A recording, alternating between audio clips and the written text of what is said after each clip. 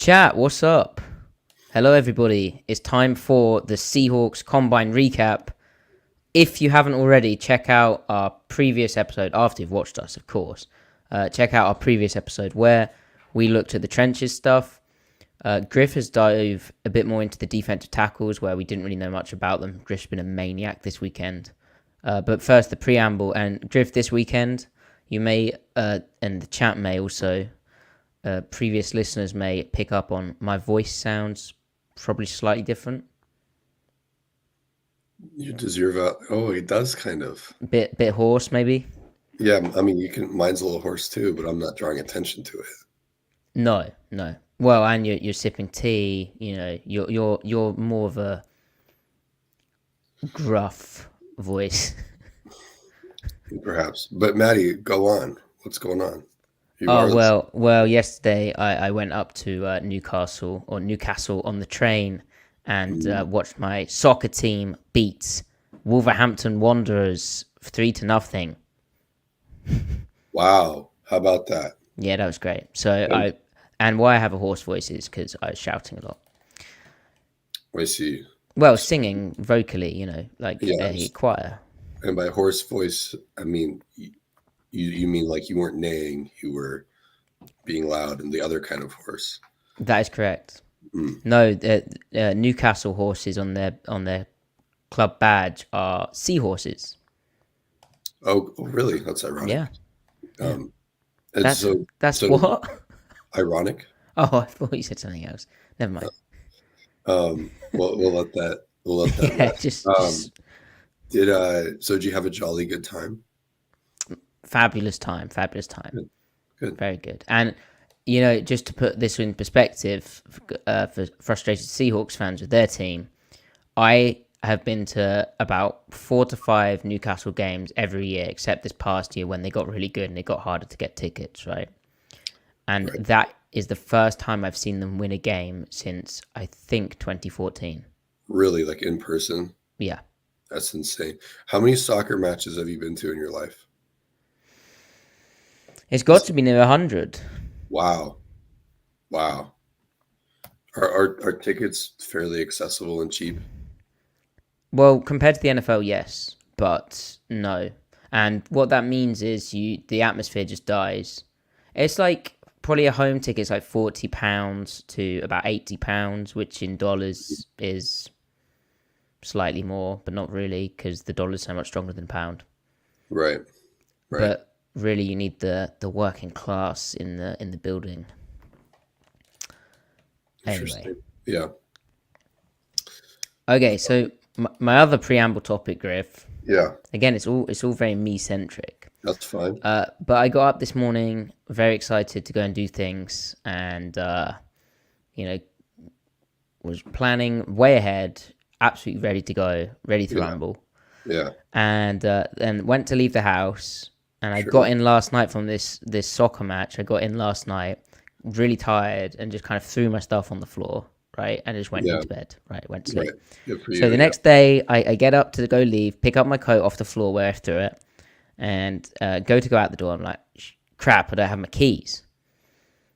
Mm-hmm. Oh, no. And did it automatically lock behind you?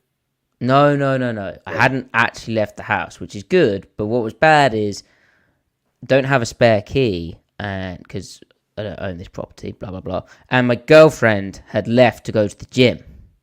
So for the next hour and a bit, actually kind of like, it felt like probably about 2 hours, I turned the house upside down looking for my key, and I didn't find it. So my girlfriend came back. I left 2 hours later than planned. It kind of ruined my whole day. It impacted it heavily. That sucks. Get home. I'm like, right, I probably know where the key is. I'm going to find it.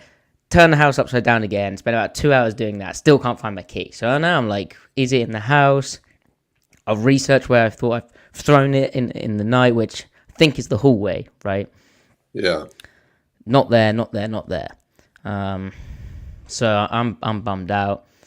Then my girlfriend goes in her gym bag to I don't know, put some stuff in the laundry or whatever, and my key is in her bag. So that was great. Yeah. Wow.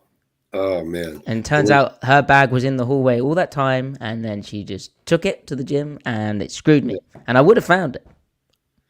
Yeah, for sure. Man, wow. Serendipity rules. So, serendipity reigns as always. So what was your reaction when you ended up finding it? Oh, well, actually, I just hugged her out of relief and then was like, I can watch football again. It's very sweet. Hey man, no harm, no foul. Absolutely. Yeah. So, no one died. I was 2 hours late. Yeah. Woe is me. Yeah, no. I mean, first world problems, but I mean, losing a house keys, that's a major pain. Well, and the lesson is always put your house keys in the same place. Everyone knows that. But when you're tired sometimes, I'm a big fan of just to throw it down, Yeah, yeah. It's very it's like spiritual almost, just tossing your stuff and going to bed. Uh-huh. You have to indulge in that every so often, but then also every so often you lose your house key doing it. So Right. balance. Yeah. Speaking of stuff, we had an excellent comment. Another preamble topic here, Griff. We had an excellent comment on last week's video that I promoted, or 2 days ago it was.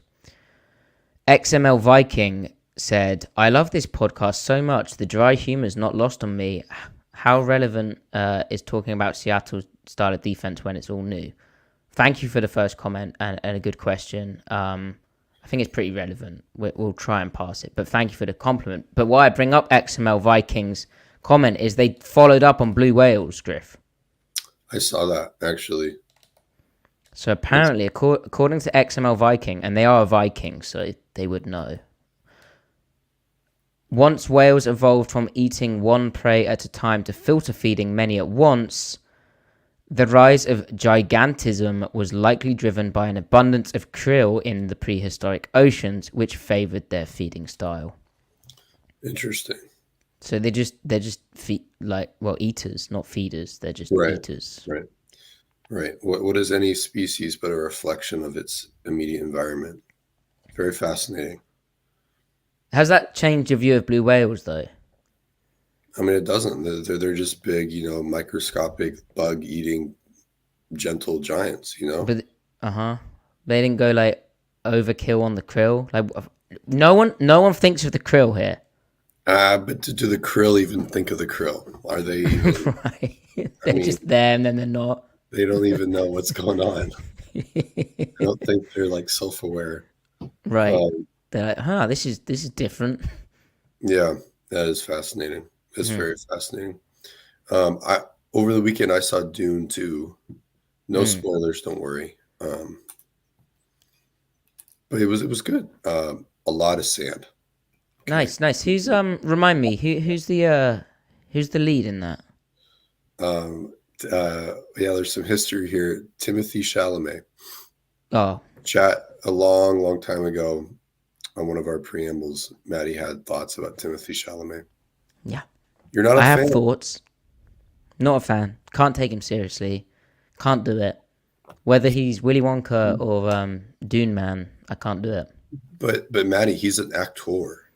He's an artiste. That's my problem. Mm-hmm. Is he too into it?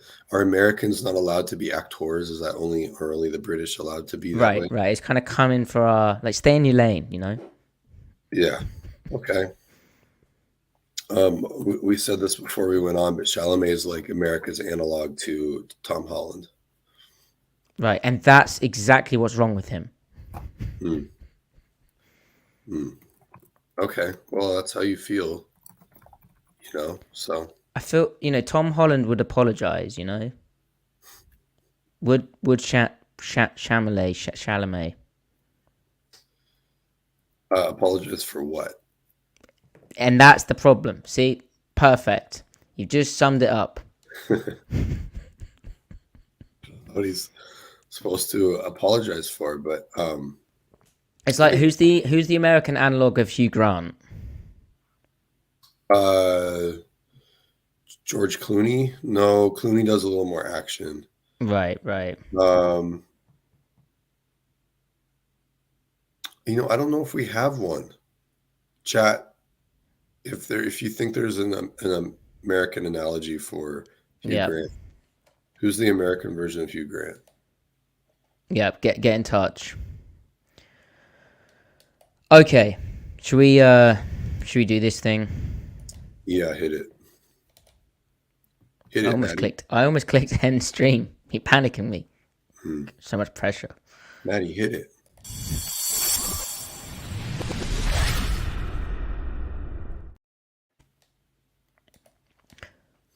Welcome to the Seattle Overload podcast, where it's time for us to continue and finish our look back at the 2024 NFL Combine from a Seahawks perspective. Yes, we've got some main takeaways from, well, we already kind of did the defensive front type of dudes and the off-ball linebackers. We've got a bit more on that, but we've also got stuff on wide receivers, safeties, interior offensive line, and more. I don't want to give it all away in the intro. But first, some relevant Seahawks news.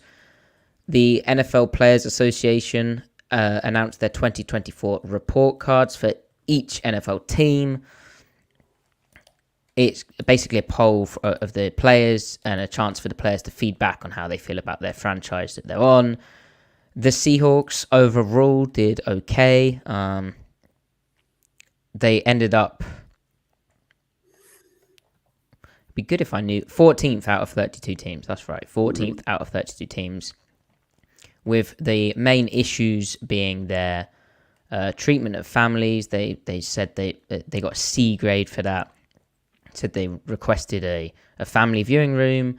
And then the training staff and training room showed up as some issues too, along with the understandable team travel. And owner Jody Allen only got a C plus, which, I mean, she hasn't had that long, but there's a suggestion. She received a 7.9 out of 10 rating from Seahawk players when considering her willingness to invest in the facilities, which came 23rd overall. So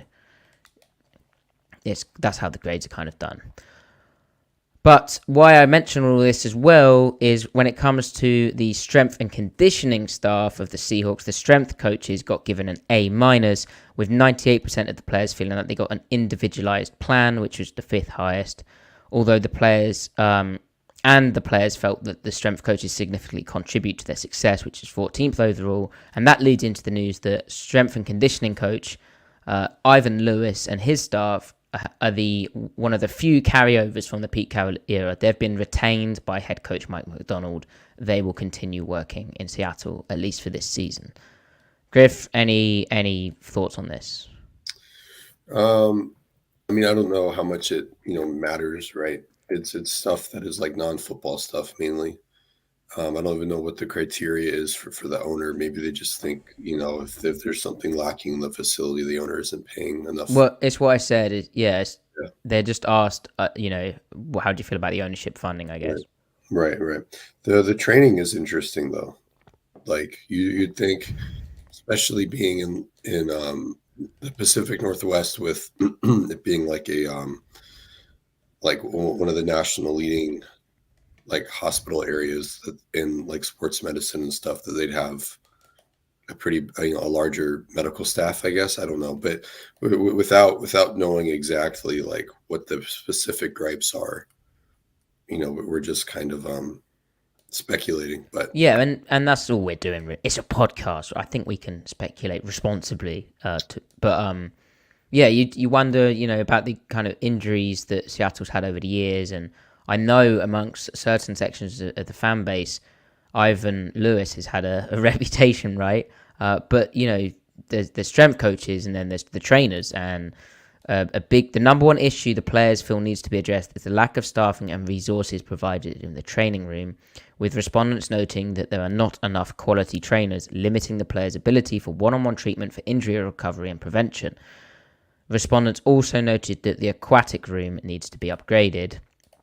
Their training room came 23rd, and their training staff came 27th, a C grade and a C plus grade. So, yeah, that is very interesting.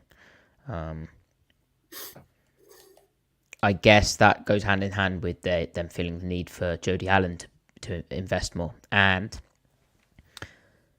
yeah, something to monitor. When John Schneider in his introductory press conference with Mike McDonald, but all through the offseason, spoke about the Seahawks feeling like that they're first-class organization and being proud of what they've got in Seattle. This is very useful feedback for the team to kind of live up to what they're aiming for in that respect. Indeed. Okay, so the NFL Combine. The NFL Combine's happened. We even saw at the NFL Combine the fastest 40-yard dash ever from Xavier Worthy, wide receiver. He ran a 4.21 second 40, breaking John Ross's 2017 record. The Texas wideout. That's, news. He's 165 pounds, so good for him.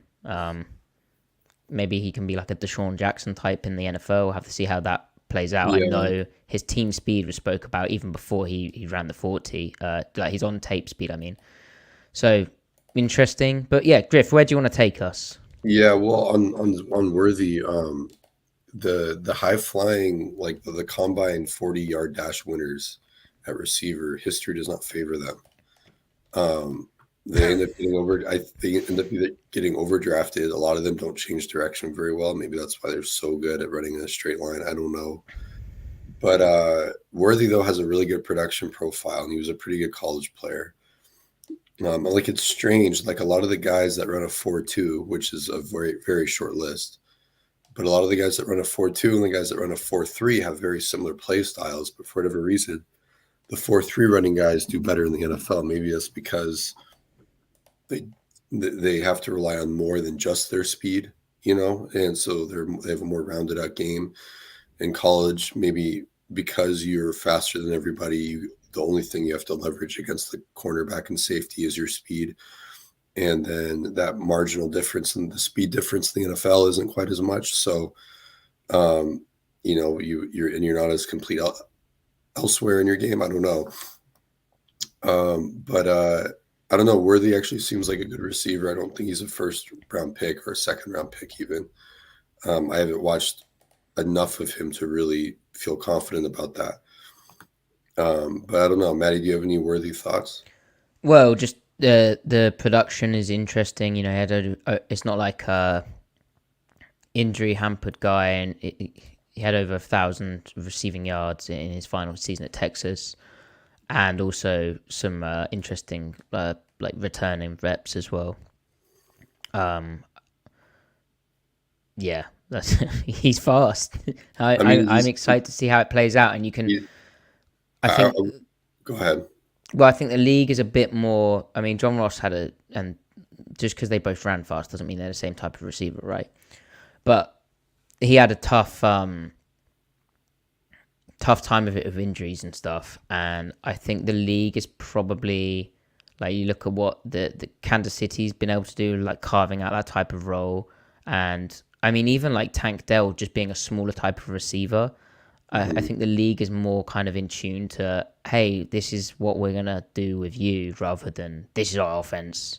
And with how like condensed everything's got spacing wise and the ways that offenses protect guys from press and get them in mismatches, get them on the move before the snap. I think the 2024 NFL world is much kinder than it was, say, when John Ross came out in 2017. Yeah, it's a little bit easier to be on the lighter side, as you're saying. Worthy. He kind of has a route tree problem where he's not asked to run a bunch of routes. Right. When he does break horizontally, he gets in and out of his breaks pretty well. He has good hands. I just don't know, again, because I haven't watched enough of the receivers out of the big three names. I don't know how to contextualize it with the rest of the class yet, but yeah. So, but definitely something to keep an eye on. The guy runs a 4.21. That's insane. So, how did again, different type of player in a way, but he had the same kind of limited route tree concerns. How did Jalen Hyatt do for the Giants in his rookie year? I don't think he did much. Right. Also, with the quarterback situation there wasn't really an environment to do much. Yeah.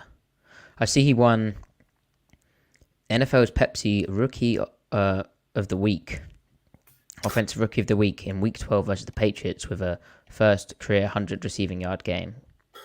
Very nice. Very nice. Good for him. Okay. Well, I guess on the subject of receivers, Griff, that kind of lends us into the topic of would you take player X at 16? And first up, I don't think he's going to be there now, but Rome Odunze, who we talked about being one of the only receiver out of the big three, Malik Neighbors, Marvin Harrison Jr., to actually do the combine testing. And not only did Odunze do the combine testing, but he excelled. It's kind of crazy how good his tape is. I think it was Daniel Jeremiah tweeted out about how a big thing he looks for when it comes to receiver evaluations is when the game's on the line, who do they throw it to? And if he's one-on-one at Washington, it was pretty much the play was over. He was very, very good at all types of catches, and his back shoulder stuff with Penix was basically indefensible.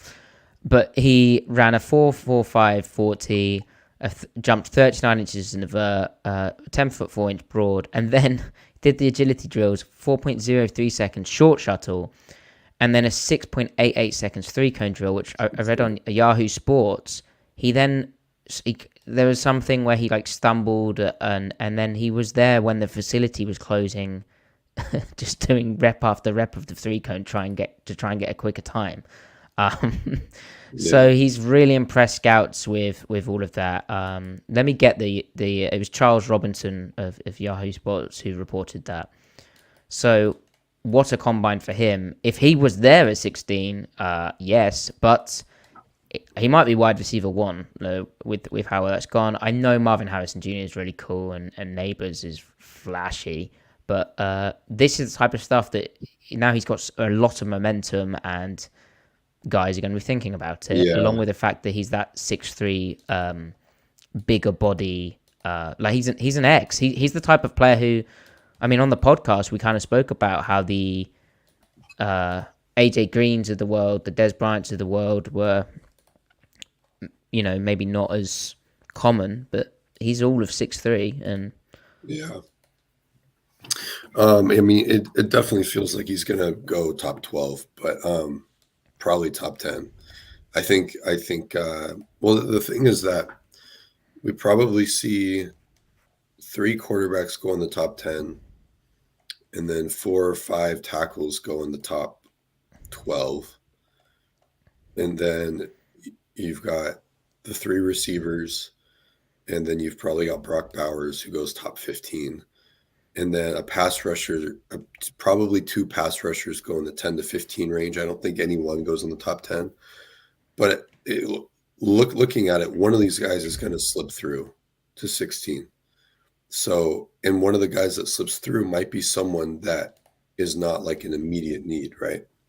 So, I mean, my mind at 16 is thinking defensive line. Even though I don't think defensive line is their biggest need, there's still room for one more 600 or so snap player. And so my mind goes, well, Newton, Murphy, Dallas Turner, Leitu, maybe Verse, maybe Chop Robinson, probably not him. And so my mind's there. And if not one of those guys, maybe like Fatanu, a tackle that could play guard. But it's like, what if one of these skilled players drops? So if Odunze drops, obviously you've already got 3 receivers. Okay, yeah, Tyler Lockett probably only has 1 more year.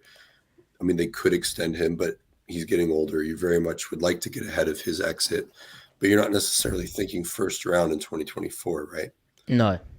You're probably thinking second, third, fourth rounder receiver that you think can be a stud that you really like, or you're thinking the next year's draft, right? But if Odunze is there, it's like, well, what do you do? But I think that the question gets more interesting if Odunze is there, but your favorite pass rusher is also there. Then what do you do? I think for this year, the pass rusher makes you better, but the more the merrier at pass catcher as well.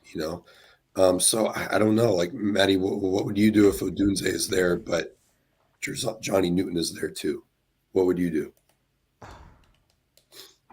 Try and trade down like 4 picks and then be way too cute and For whoever have wants. neither of them.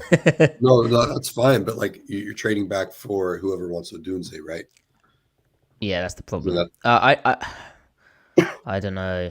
What is his weakness? well, I mean, he can catch in traffic. He can run every route. He I can hide guess the ball. I guess the way is he's He's separated sometimes late in college, maybe don't translate as well to the NFL, and so maybe he'll have to just I think some of that though is college usage, not right, necessarily. right, right. I mean, the Seahawks are missing a guy that can, as good as their receiving core is, they don't have a guy who is a ball winner. They don't have a Can guy who win can 50-50 get it. balls. Lockett will separate late, but it's still that type of frame. Right. I mean, like, and Lockett can catch away from his frame, but it's still he's 5'10", and Yeah, he doesn't like dunk on guys. and I remember how much you used to speak about, and obviously we've got a different quarterback in Seattle now, but kind of why I mentioned this is it hasn't happened for a while. You always used to kind of enthuse about what Sidney Rice was able to do for Russell Wilson Yeah, and his kind of possession receiver type ability to make those kind of tough catches in the kind of tight windows. right. And I guess Hodunze's that on like a Yeah, different level. the type of balls that Geno throws to DK and Noah Fant anyway, even though it's like they catch some of them, right? But they're not magnets to the ball. Yeah. Like Fant is really acrobatic, but he's not great at playing off the defender. And then DK just simply isn't that No, acrobatic anymore. Fan when he gets pressed last year, the rep was over. He was really bad against press. Right. For like physical types of coverage, he struggled. He Hmm. needed kind of, and you might say this is just good scheming too, but sometimes you need a guy to be able to win against that kind of physical style. But where Right. Fant excelled was when he was given like a runway to build up speed or get out of press or even just lined up off the line of scrimmage. Right. Right. So like if you give Gino Romo Dunze, Because Gino throws a lot of catchable balls, but it's not necessarily described by like the charting companies as on target. But Gino's catchable percentage is always even higher than his on target percentage.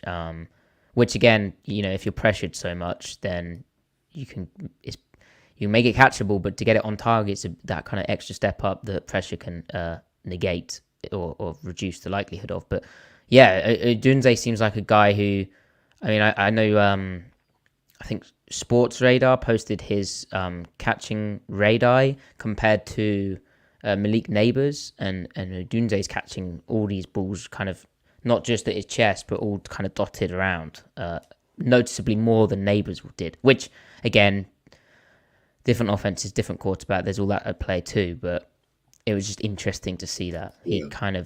he's a very good. I don't want to call it a safety valve because he's doing that deep as well, but he can be that blanket for an offense, which is I invaluable. mean, it would open up another dimension of the offense, just skill set wise, and then Right. that's on top of you're going to have the receiver trio forever. Yeah.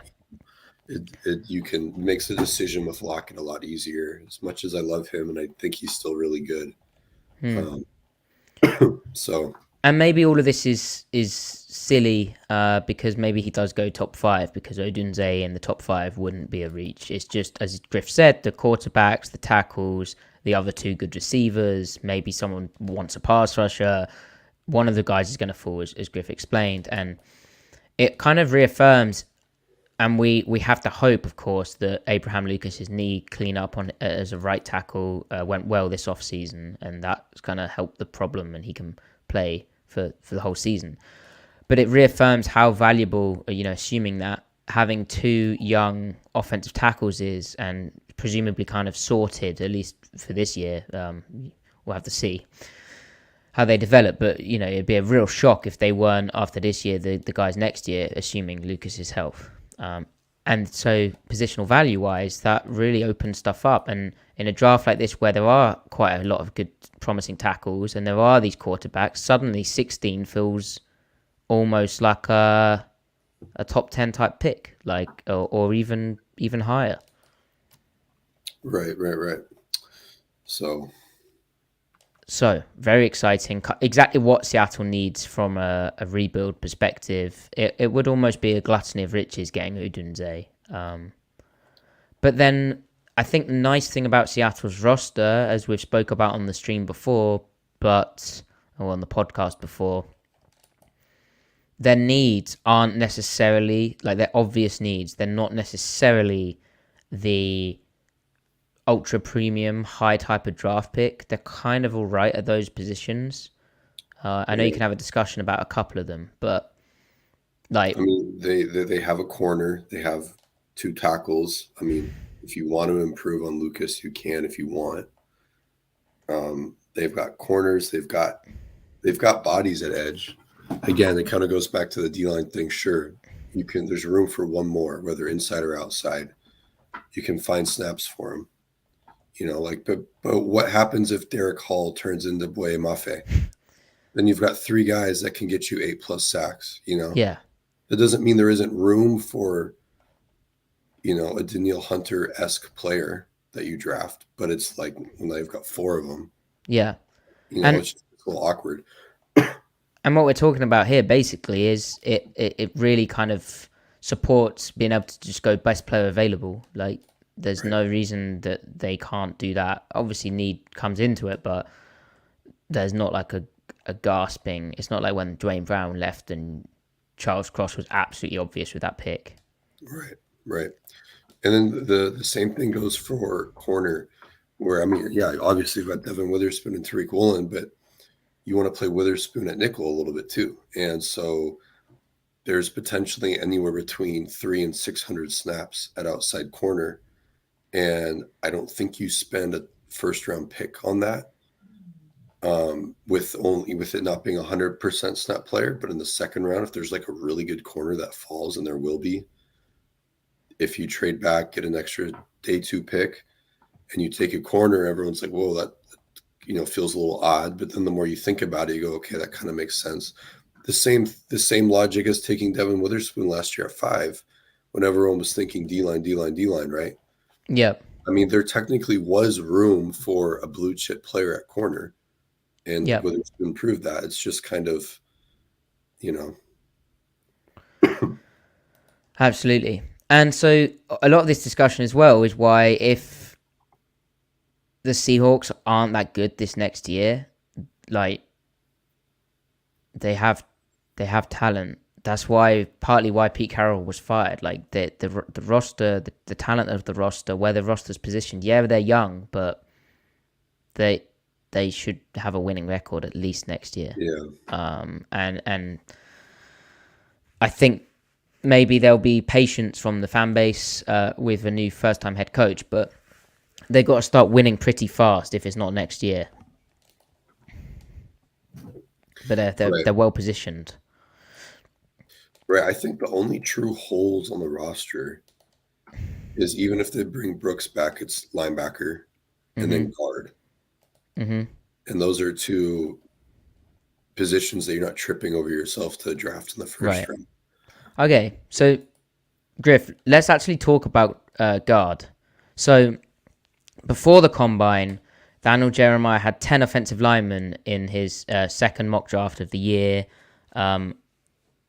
including 3 like interior dudes: Zach Frazier from West Virginia, Jackson Powers Johnson from Oregon, and Graham Barton from Duke, who I think is more of a safety. That's what Jeremiah was thinking, than a guard. Now, after this combine, it's basically a record-breaking athleticism type of outing for these interior offensive linemen. Offensive line in general. And I know Josh Norris of Underdog Fantasy, he tracks offensive linemen who've recorded a 4.47 seconds short shuttle or better at the combine. The reason being, if you read the names, it's a lot of very good players. There's the occasional miss, which tends to happen in obviously undrafted free agency or like day 3 of the draft. But basically, if you're like already a high pick, it's going to be a pretty damn good player. And after the combine, there's 6 new members to that club, including 2 centers and 3 guards. Kansas Dominic Pooney, USC's Jarrett Kingston, and Arkansas's Brady Latham. I'm really excited about Christian Mahogany, which, great name aside, the guy out of Boston College. I know Brandon Thorne at Brandon Thorne NFL. If you're not familiar with his work, you should be. He's basically the offensive line expert, but he posted some incredible clips of Mahogany out in space and an interview of him. And he has 33.5-inch long arms. He's 6'3", 314 pounds. He had a 32.5-inch vert, a 9'1" broad. A 9'9" broad. No, a 9'1" broad. I'm misreading. Great. And a 1.74 second 10-yard split and a 4.53 second short shuttle. And the tape is pretty intriguing. And it's not just Mahogany. Like, I think he might be like a first round pick now, but there's other athletic names like Christian Haynes, who I think was a Shrine Bowl, like the most impressive guy down at the Shrine Bowl, out of UConn. He had a 33-inch vertical jump, 33.5-inch long arms. He's 6'2", 317 pounds, and he had a 1.75 second 10-yard split. I mean, I can just keep reading out names because there are so many good testing guys who I'm really intrigued to watch. Brandon Coleman out of TCU, nearly 35-inch long arms, 6'4", 313 pounds, 34-inch vert, 9'6" broad, 1.73 second 10-yard split. That was the 4th most athletic guard in combine history per Math Bomb, which again, essential follow for this combine stuff. And as I said about Pooney's short shuttle, well, he tested as the 251st athletic offensive guard. Again, arms over 33 inches, which I think still probably matters for Seattle. They'd like the arm length to be long. Then Carson Barnhart out of Michigan, which he was the 127th most athletic offensive guard, according to Math Bomb. And Trevor Keegan out of Michigan as well. His arms were slightly below 33 inches, but he was the 91st relative athletic score guard out of the class. So loads of different names to kind of sort out in terms of the tape, which is obviously the most important thing, but a ton of intriguing athletes. Mason McCormick out of South Dakota. South Dakota State. So small school guy, but you know, again, thinking small school, maybe that's a day 2 to 3 type of dude, but he was the 10th RAS offensive guard. So, right. Really good news for Seattle because obviously they've got a decision with Damian Lewis and Anthony Bradford. He's heading into his second year as a 4th round rookie. I don't know how much he will ever improve in pass pro because he just kind of has the heavy feet. And part of that's giving him better situations. And part of that will be him adapting to, you know, at the NFL where his real issue was like picking up twists and when pass rush games started happening, that was a tough moment for him occasionally. But they need to upgrade their interior offensive line depth, and this is such a good idea for them. It's such a good look for them. With that said, with the depth of this class inside, I'm okay with like taking your favorite on day 2, 3rd round, maybe early day 3, and focusing kind of the true blue chip players of the class in the 1st round, 2nd round. But you know, if they just fall in love with a guy they think is worthy of being picked anywhere between 16 and 40, then okay, and then we'll just rock with it and see what happens. But I don't know. As much as I like Fatanu, like if they take him and one of the pass rushers are there, man, that will be tough to swallow. Um, I don't know. It's tricky, that one. Yeah, yeah, and so is your view that Amarius Mims is left tackle one? I have not watched them enough to say so, but a lot of people, that's where a lot of smart people seem to be right now. Yeah, He's probably one of the guys going in the top 6 or 7. So he ran a 4.33 second short shuttle at yeah, 340 pounds. Like what? it's insane. Insane. And Fatanu, like he tested well, I think, but then he also has that a dimension of athleticism. We just have to see like the movement skills, the ability to reshape, all the micro movements. Right. And I mean, for Tanu is your view is that he kicks inside because a lot of people would know him as Washington's left tackle. right. He can play guard, and then I think he can play both sides too. So if Cross can't go, right? So Yeah, yeah. That having kind of that versatility, the ability to swing, is useful. On that subject, there's quite a few centers with over 33-inch long arms who tested really well as also, and again, maybe they could play a bit of guard. They probably have that in their background, so another kind of positive. So again, kind of supporting evidence that all throughout the draft, offensive line looks all right. right. And Fatanu looked really, really good in the drills, Griff. Yeah, he did. I mean, again, combine drills, I don't really give them any weight. They show you things you already knew. They're not going to change your opinion on anyone, but looks really good. So Good for him. he moves better than some defensive ends that weigh 20 to 60 pounds lighter than him. Move better than some of the off-ball linebackers. Yeah. So Yeah, so he was uh, just under 6'4", 317 pounds, 32.5-inch vert, 9'5" inch broad, and a 1.71 second 10-yard split, which is 80th among offensive tackles in RAS. So amongst guards, that'd be even greater, I believe. So that's good news. And as we said, the big factor is Lucas and how they'll know better what the chances of that cleanup actually helping were for him. And it's all about kind of the risk management there. But don't be surprised to see Seattle draft at least 2 offensive linemen in this draft. In fact, I'd be kind of surprised if they didn't do something like that. agreed. Okay, Griff, let's keep with the theme of the trenches. As I said in our previous episode, we covered the kind of standout performers in the front 7, inside backers, outside backers, edges, DTs, DNs, all that stuff, and how they tested at Combine. We also kind of explored what Mike McDonald defense needs in those areas as well.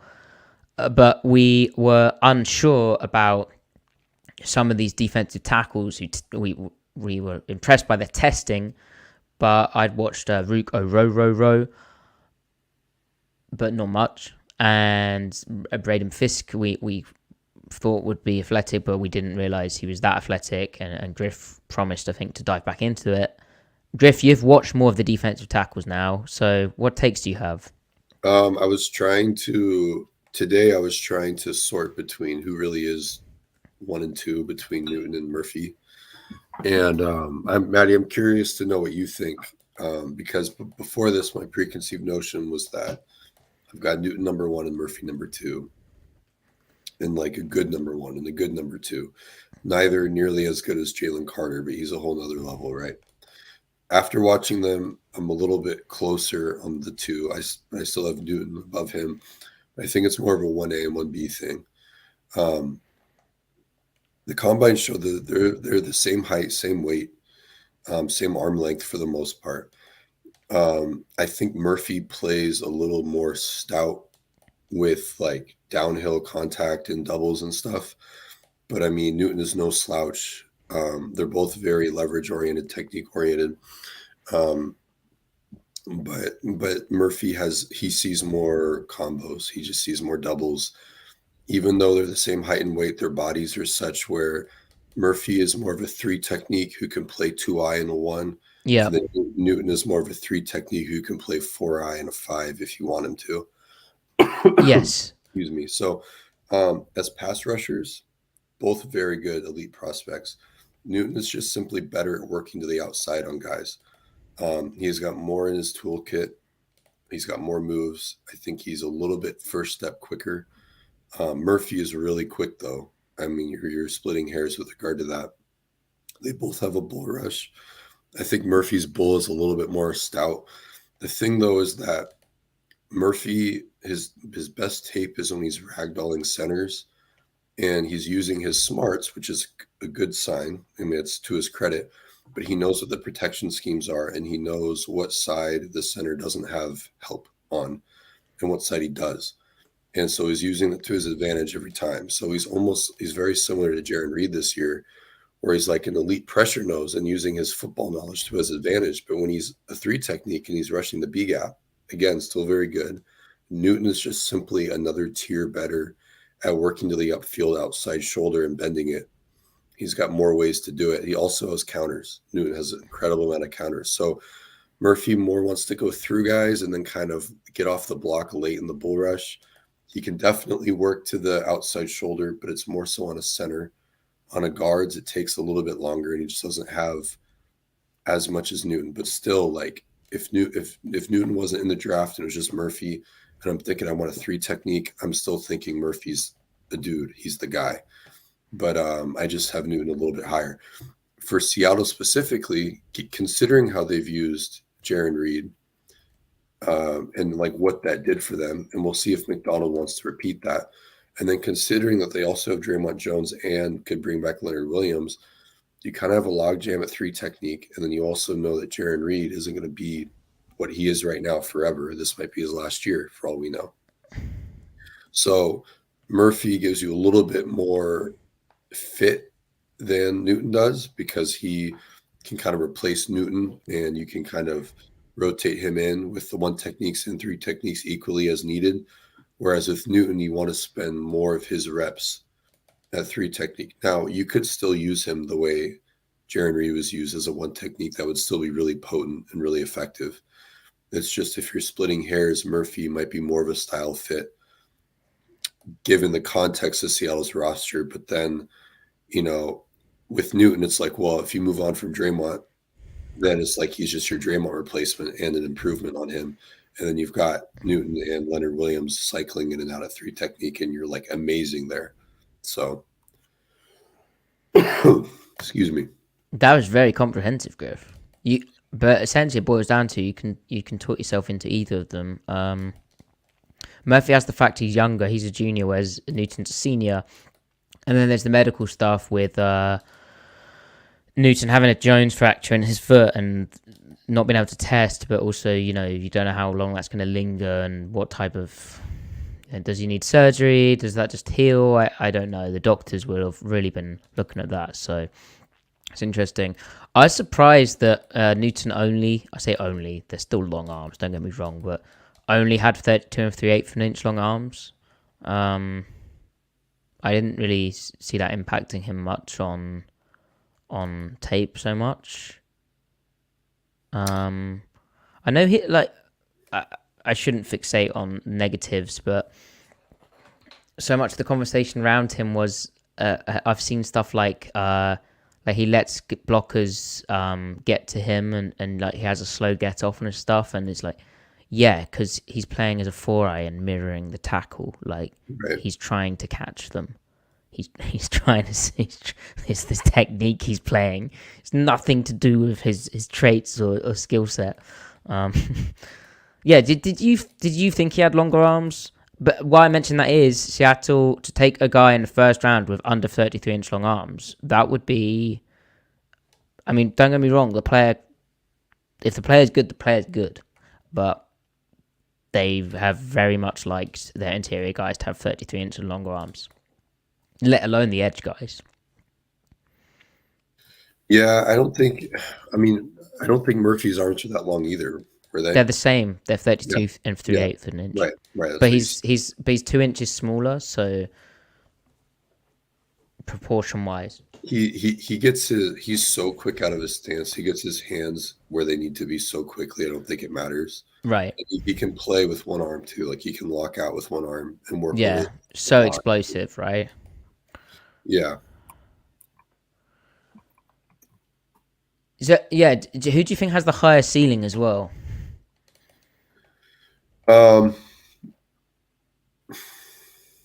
That is tricky because that's tricky. You could make arguments for either. I think that Murphy's proportions are such that you can kind of chisel away, if you will, with him a little bit. He can be more things, I think, on paper. Right. But Right. Like just watching him play, like head up nose is, I mean, and then play three is very impressive. he carries his weight better than Newton does. Is what I mean. Like I think Newton had to really work to get to 300 pounds, and he played heavier this year, and he didn't look a step slower at all. But Which is strange because he's 6 foot. You'd think that, right. But it's like that's his perfect weight. Right. Yeah. It's tricky. I think the league will probably view Murphy a little bit higher than Newton. But I mean, pass rush is more important than run defense. We know that. Newton. Are they not height pilled though? Yeah, and also Texas, right? Semifinals versus Illinois. Okay. You know, who knows? But I mean, Newton is like he is a mensch against the run too. Like he really is, despite his size. He will absolutely mess up guards. He will mess them up, and not just with like explosive, knifing and verticality. Like he'll play the block, he'll play the blocking scheme, and just deconstruct it. He also makes better pursuit plays than Murphy. He'll go chase stuff down. Murphy, not that Murphy doesn't want to, he just can't as well. So I don't know. That's a tricky question. I don't really have an answer. It's a cop out. It's really more, what do you want? It's if the Seahawks didn't have Leonard Williams and they had Jaron Reed and Draymond Jones, I would say Newton all day. If you had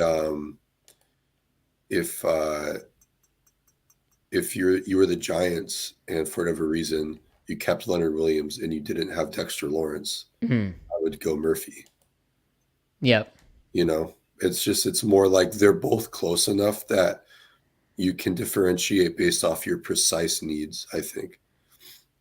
So that's how I view that. I think I have a personal bias preference for Newton just because of he's just so advanced as a pass rusher, not just traits wise, but technique and skill. And like he's got a rush plan that he unfurls over the course of a game.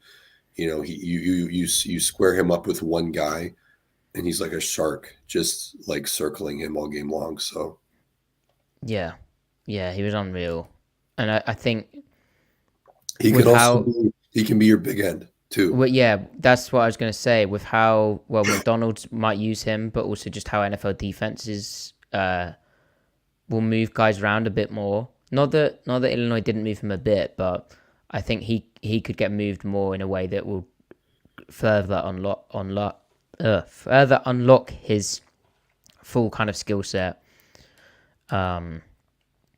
Yeah, that's going to be fascinating seeing how those two play out. And I imagine, depending on the health of Newton, of course, but I imagine they'll be drafted around a similar point. Probably that kind of 16 range we're talking about. So they'll always be kind of compared. Tony Pauline of Sportskeeda, he reported that the Seahawks have a top 30 visit scheduled with Byron Murphy. They didn't meet with him at the Combine, according to Corbin Smith of All Seahawks. Also, one thing I'll say, actually, they both, on the goal line, they both turn up like crazy inside the 5. Like they're the best player on the field inside the 5-yard line for any game I watched. Like it was like just Murphy coming out of like a 4-point stance and gets 2 yards of knockback, and he creates a whole nother level of defense. No one else is near him. And then you've got Jerzon Newton. There's a toss play, I think, against Penn State, and he just like speed rips, and he's just all over it. Like they're both very, very good football players. And it's funny to watch them on the heels of watching Jalen Carter and just knowing that they're nowhere near what Carter was. Like I'm obsessed with Johnny Newton. He's nowhere near Jalen Carter. It's Yeah, like it's Carter. Carter had probably the best tape I'd seen from the interior D line guy in terms of like full body of work. Quinnen Williams was so good as well. He had a game against Alabama where he was unreal. You mean against Georgia for Quinnen? Because I mean against LSU. Oh, okay. Yeah. I don't know why. I remember that game. Yeah, just unreal. And still didn't matter because like Joe Burrow was just a fake ass offense. He'd win into the backfield, and Clyde Edwards-Helaire would be like downfield on a wheel route while they've released 4 other guys vertical. And Nick Saban's like, what coverage do I play here? Yeah. Right. Yeah, he was unreal. Anyway, different levels to this, but that's why those two will be probably available at 16. Okay, Griff. Safeties.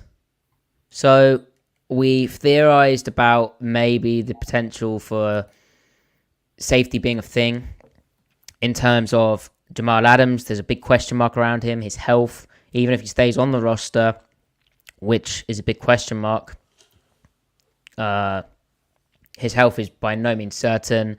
He may never be the same player. When Pete Carroll spoke about the injury, he said we knew it was going to take like more than 1 year.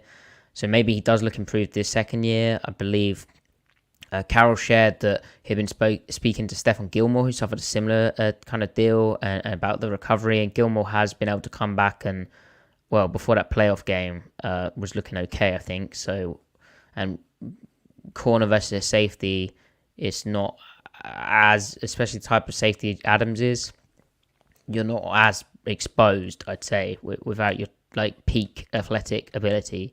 You can make other things work, but that's all to say. Along with the Adams thing, Spoon getting down to 178 by the end of the season, the importance of a nickel in the McDonald defense, there's certainly a need, and that's what we kind of spoke about being excited for. Well, I did this combine to see what these safeties are like, and it's annoying because there is a real lack of all 22 tape this year out of college. It's always been difficult, but there's a lot less. And to watch safeties, you really need all 22 more so than basically any other position. But with all of that said, all those caveats, all the kind of logic and reasoning, the safety position, just looking at the results, there's some very interesting guys. You ended up with 1, 2, 3, 4, 5, 6, 7 safeties who ran under 4 5 second 40-yard dashes. And not only that, and you think about the type of players that, or the type of player that McDonald got stuff out of in Kyle Hamilton being a taller guy, 6'4", not 6'5", but 6'4". A lot of these guys are taller as well. In fact, to that point, I think 5 of the 7 are over 6'2". No, 4 of the 7 are over 6'2". Yeah, which is interesting. It is interesting. Now, you don't want super tall safeties usually for the same reason. Well, when you're running around in the open field, the taller you are, usually the harder it is to change direction, right? It's just like physics. That's why the receivers that are 6'4" and run a 7.3 cone or faster get in the Hall of Fame, right? Likewise for safeties. I mean, it's hard. And then also you don't want them to be super tall because when you're in the box, you need to have leverage and get underneath blocks.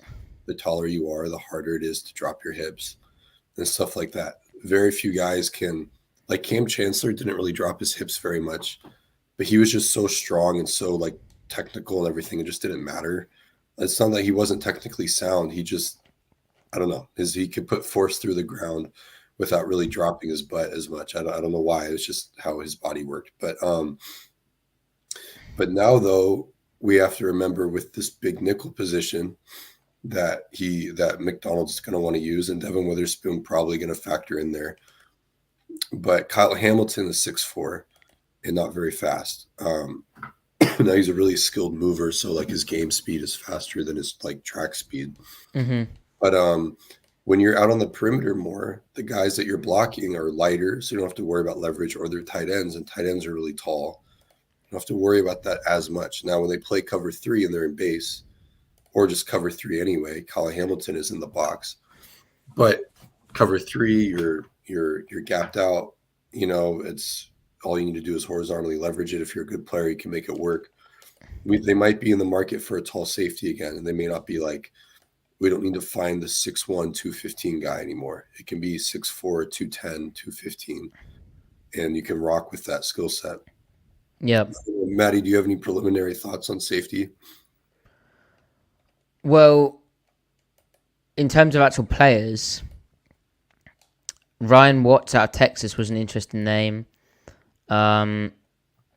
because at the Shrine Bowl, and I think some of his background at Texas as well, he played a bit of corner. So at the Shrine Bowl in practices, Noah K.M. Chang posted a little cut-up, the national scout and Big 12 Mountain MWC Conference, I can't remember what it stands for, Mountain West, scouting assistant for the Shrine Bowl, posted a little cut-up of Watts at the Shrine Bowl as a corner, and he looks incredibly raw. He played some left corner as well.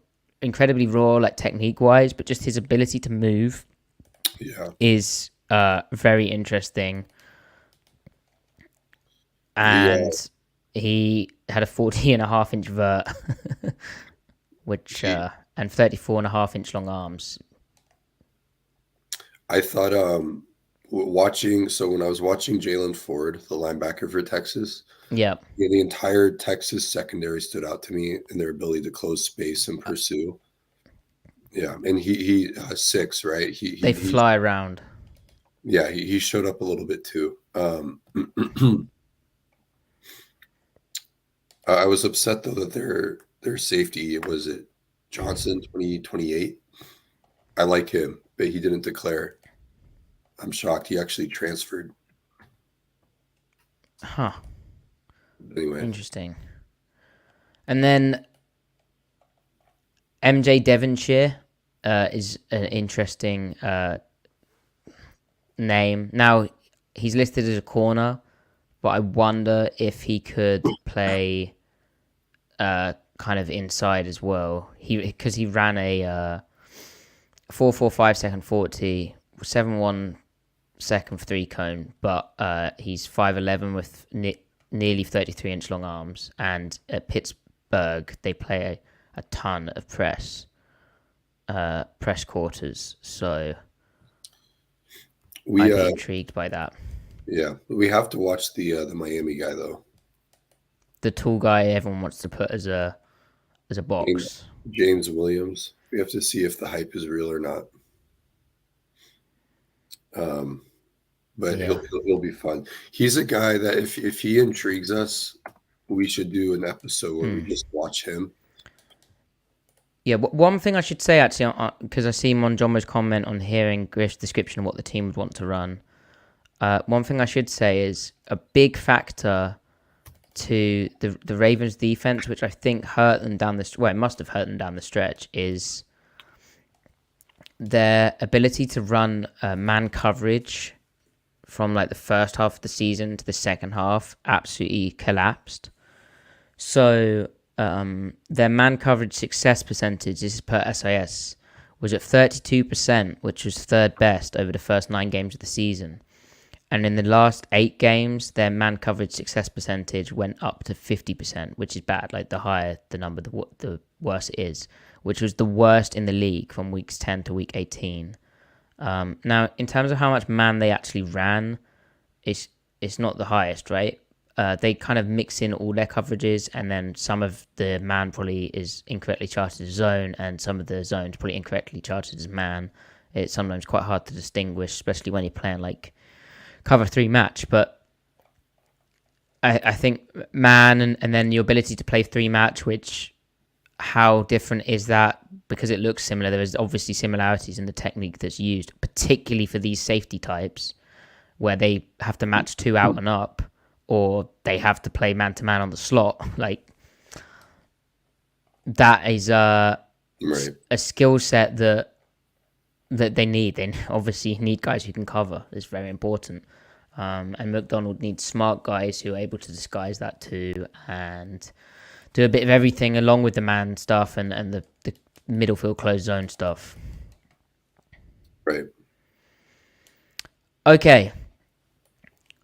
Griff, any other thoughts, or should we wrap up with the tight end look?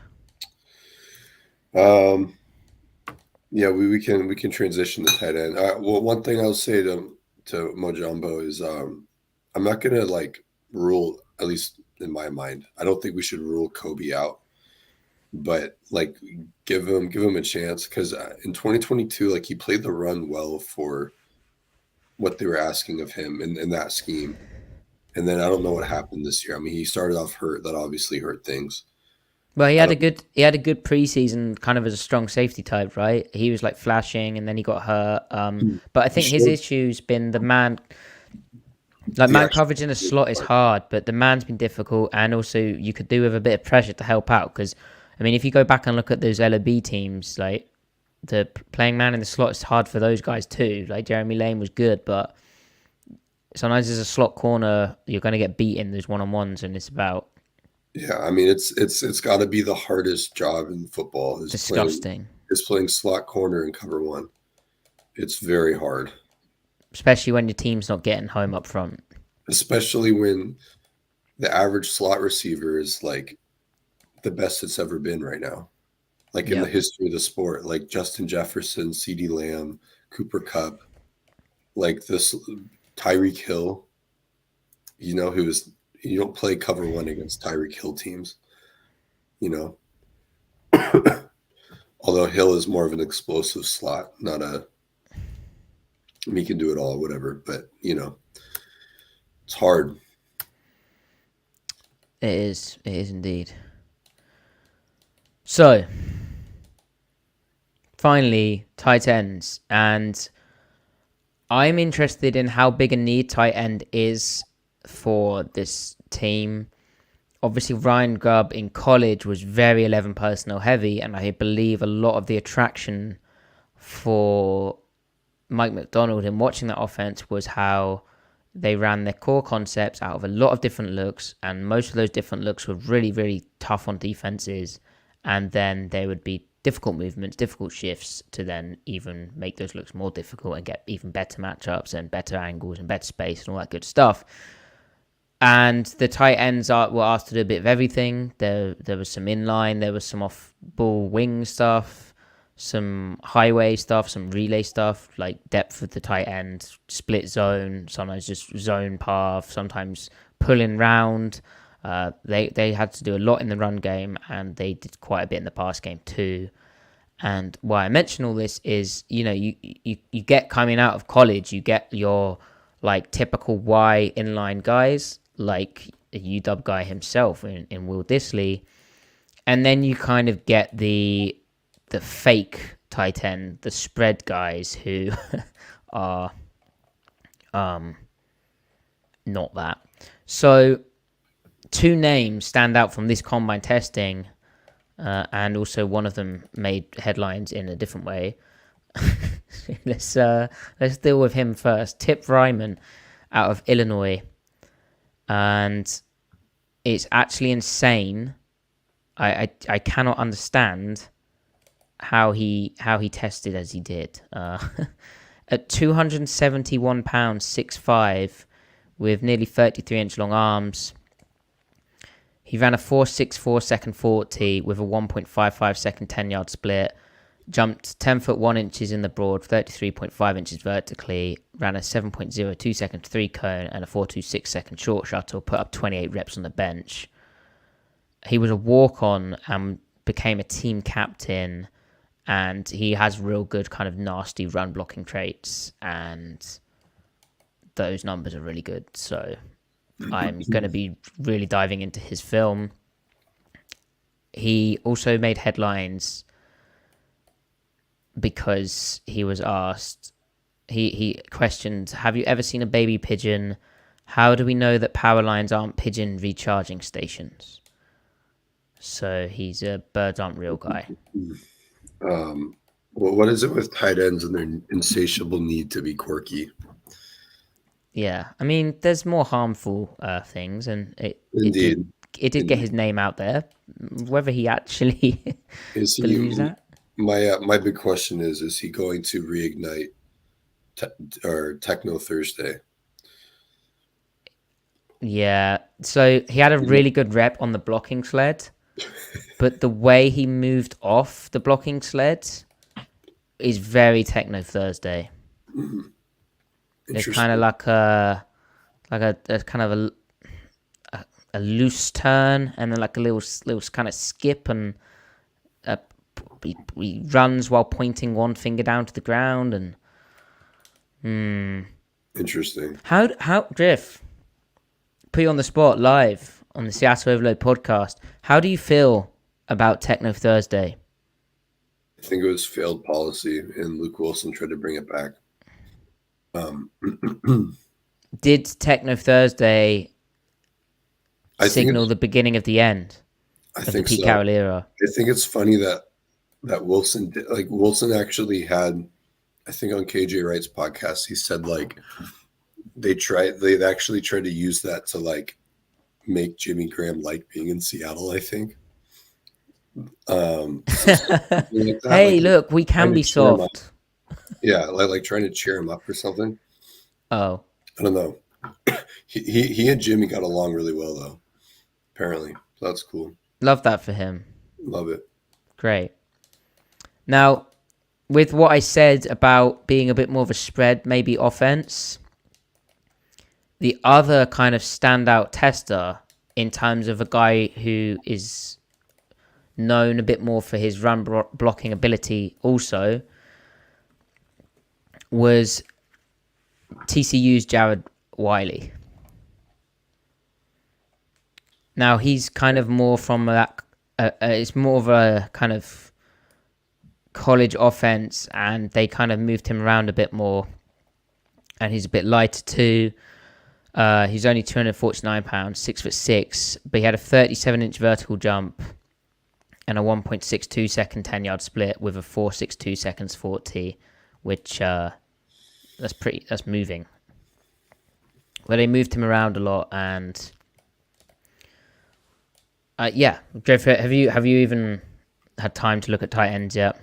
I didn't look at that guy, but there was there was one guy, one of the testers who tested well that I did look at.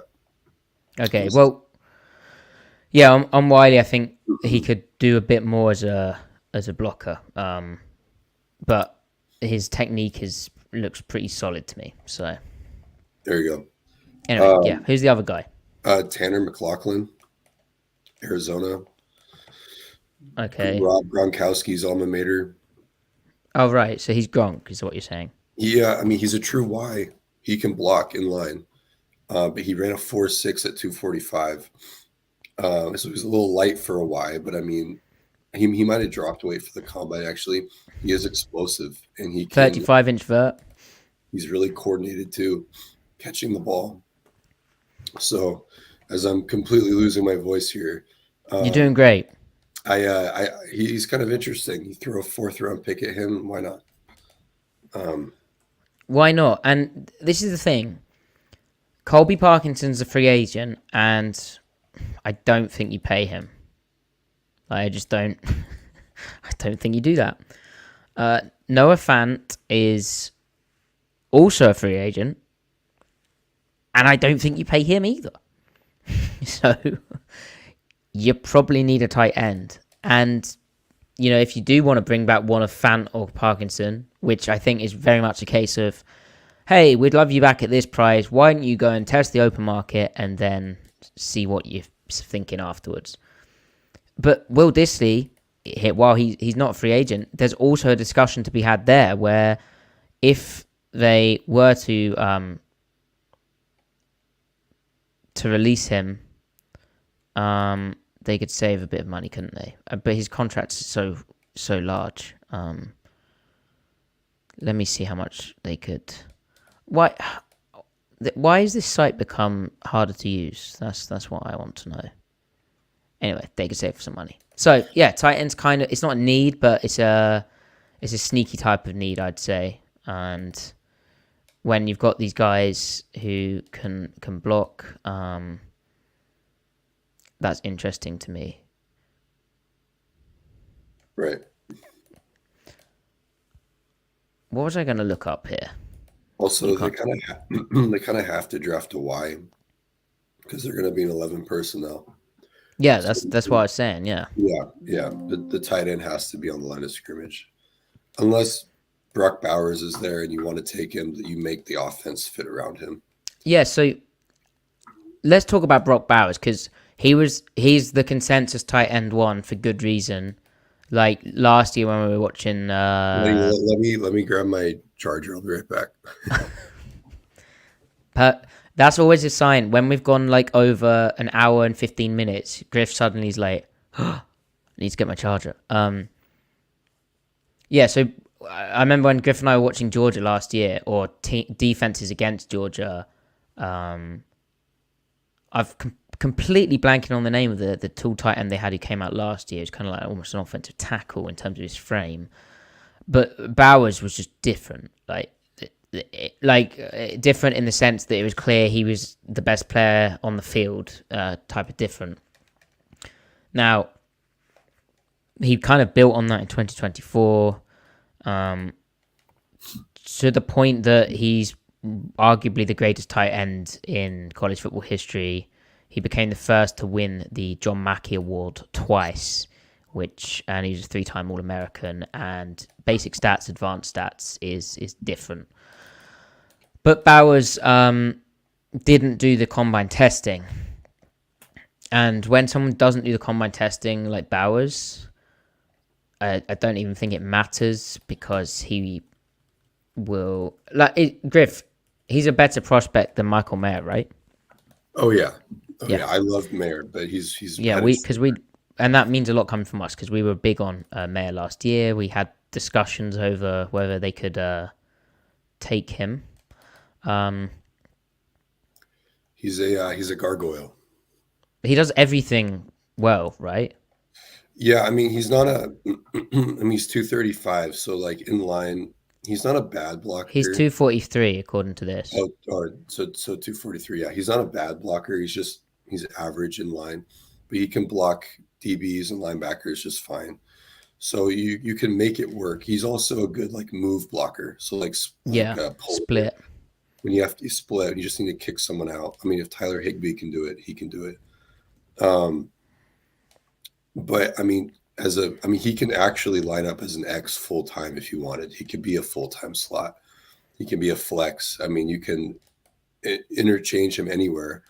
If you want to manipulate defenses, if you want to go into 12 personnel, it can function like 11 with him. So you can go into 21 and then flex out into empty, and it could function like it's really legit empty because you can have him running real routes, and then just like the conversation with Odunze, he's a ball magnet. I mean, he absolutely dominates the ball in the air. Doesn't matter who's on him, linebacker, corner, safety, he dominates it. And so the Geno trick shots just all day. So, I mean, he'll have multiple 1,000-yard seasons. So, yeah, what I'd say with him is he's that type of player who he's so smooth moving that it almost looks like he's on. It looks like an animation sometimes. It's It's Well, just and, effortless yeah, transitions into different moves. It's all just like a curve rather than jagged. It's crazy. it's a Madden player doing a script, like Right. just It's like when the frame rate's crazy high. So right. smooth. Um. So all that to say, Griff, if he was there at 16, that would be interesting. If he's there at 16 and Newton is also reverse or Dallas Turner and they take Bowers, I won't complain. I would Okay. probably lean pass rusher, but I won't complain. So Odunze, Newton, or Bowers? You know what? Just because I want to see Gino throw to a guy that can catch the ball at like at an elite level. Excuse me. I might go. Honestly, I might go Bowers. I don't know. I don't know. Oh, I thought you were gonna say. I thought you were leading I might have said Rome too. I don't all that know. into Rome. Yeah, that's what I thought was going on there.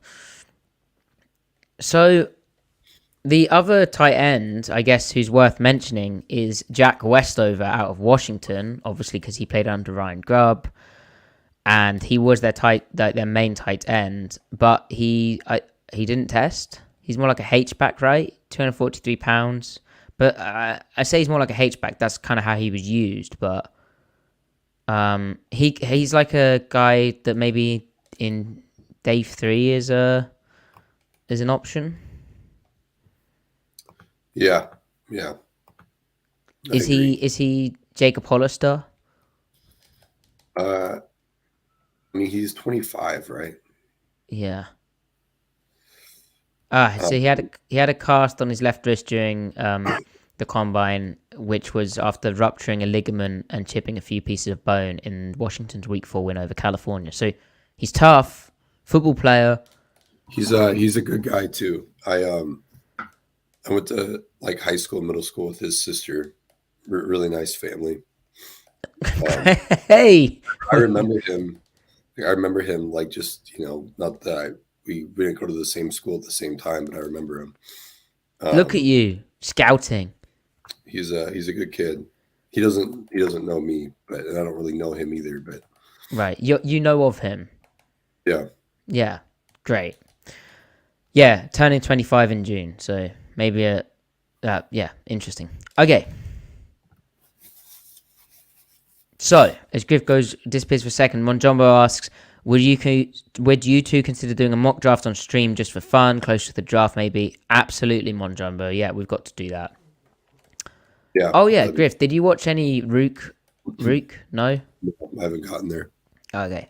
Yeah, as you know, I think that's about as good a combine recap as we can do with all the all the tape we need to still watch, all the tape we need to acquire. If you know of something, give us a nudge. But yeah, it was a good combine. People ran fast, they were athletic. And I think was this draft meant to be good, or It's a because good draft. I feel like it happens every time. The more you look into it, the more stuff comes out, the hype builds, everyone's like, oh yes, this is good. But I guess when you've got so many quarterbacks who are going to go in the top 10, everything starts looking rosier, doesn't it? Because then Yeah, you're like, oh, well, that guy's good. And then it's like the top 15 players start going in the top 25 or whatever. And then that suddenly makes everything rosier. But even some of these depth pieces, I'm really excited to watch. We've got a big watch list forming up. But chat, yeah. let us know what... Sorry, go ahead, Griff. I was gonna say you still need to. I mean, I watched like all the linebackers in this class, but you still need to watch more guys because I want to know what you think. Okay, well, give me some homework, and I'll get that done. Because I have like a ranking at this point.